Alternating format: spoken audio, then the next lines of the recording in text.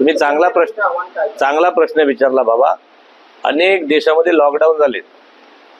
पाकिस्तानमध्ये तर 4-4 दिवसाचा आठवडा झालाय. अनेक लोकांनी वर्क फ्रॉम होम केलाय. अशा परिस्थितीत सुद्धा आपलं जे मजबूत नेतृत्व आहे, जे देशाचं मोदी साहेब करतात आणि राज्याचं आमचे देवेंद्रजी करतायत, आपण त्यांनी एवढंच सांगितलंय की बाबानं जपून वापरा, काय वाईट आहे. त्यामुळे जोपर्यंत हे संकट दूर होत नाही तोपर्यंत आपण आपल्या नेत्याचं ऐकायलाच पाहिजे. आपल्या घरात आपल्या आई वडिलांचं आपण ऐकतो की नाही, तसंच आहे, आपल्या नेत्याचं ऐकलं पाहिजे संकट जाईपर्यंत. बघा, मोदीजी गप्प बसलेले नाही आहेत, ते अजूनही देश विदेशात जात आहेत.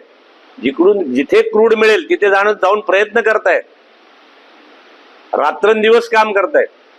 देश संकटात, जग संकटात आहे, ते जगाला तर मदत करतायत पण देशाला पण मदत करतायत. त्यामुळे अजिबात घाबरून जाऊ नका, पॅनिक होऊ नका. फक्त जे आमचे मोदी साहेब सांगतात ते फॉलो करा. आपल्या सगळ्या लोकांची काळजी ते घ्यायला सक्षम आहेत. त्यामुळे अजिबात चिंता करू नका, असं माझा तुमच्या माध्यमातून आहे. पॅनिक होऊ नका, काही नियम पाळा.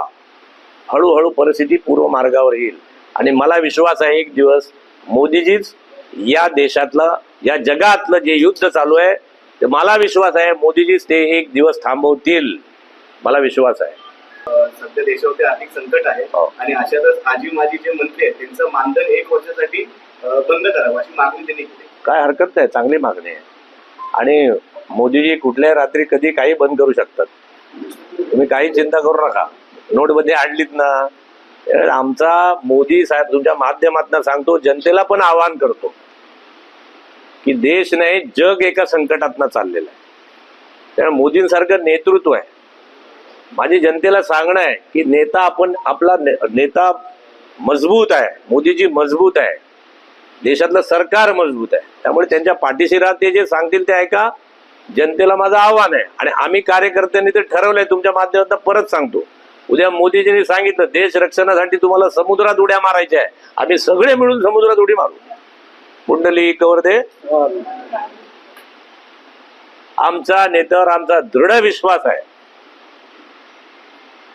आमची नुसती भक्ती नाही, आमच्या राष्ट्रप्रेम आहे आमचं आणि आम्हाला विश्वास आहे.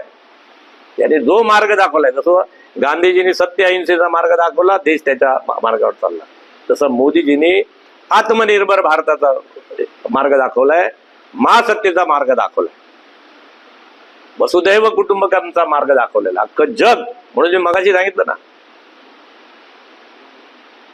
की आम्ही परत अखंड भारताकडे जाणार आहे. वसुधैव कुटुंबकम आलं. सगळ्या जगाला दिशा देणारा आमचा सनातन धर्म आहे, भारतीय जनता पक्ष आहे, आमची संस्कृती आहे. आम्ही कुठल्याही धर्माच्या, पक्षाच्या, कोणाच्याच विरोधात नाही. सगळ्यांना जगायचा हक्क आहे. प्रत्येक प्राणी मात्रामध्ये देव आहे, परमेश्वर आहे.